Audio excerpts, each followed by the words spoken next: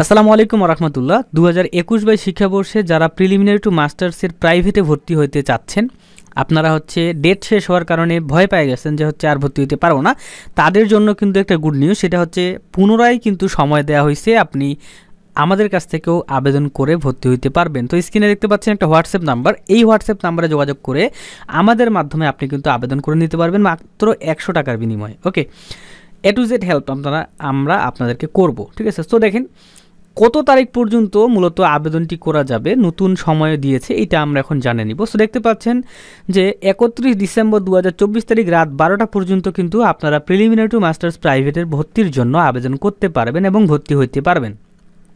Clear? এবং 1 জানুয়ারি 2025 তারিখের আগেই আপনাকে কলেজে টাকা জমা দিয়ে ভর্তি হইতে হবে।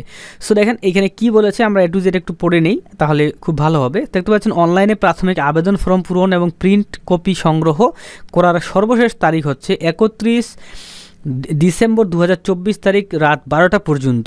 বাংলা কোথায় যে 2024 সালের 1 মিনিট আগ পর্যন্ত কিন্তু আপনারা আবেদন করতে পারবেন এবং টাকা জমা দিতে হবে 1 জানুয়ারি 2025 তারিখে। ক্লিয়ার? এবং ফর্মটা আপনার নিশ্চয়ন করবে 2 জানুয়ারি 2025 তারিখের আগেই নিশ্চয়ন করবে। তো এটাই ছিল মূলত আমাদের আজকের ভিডিও। অবশ্যই ভিডিওতে লাইক করতে ভুলবেন না। আল্লাহ হাফেজ।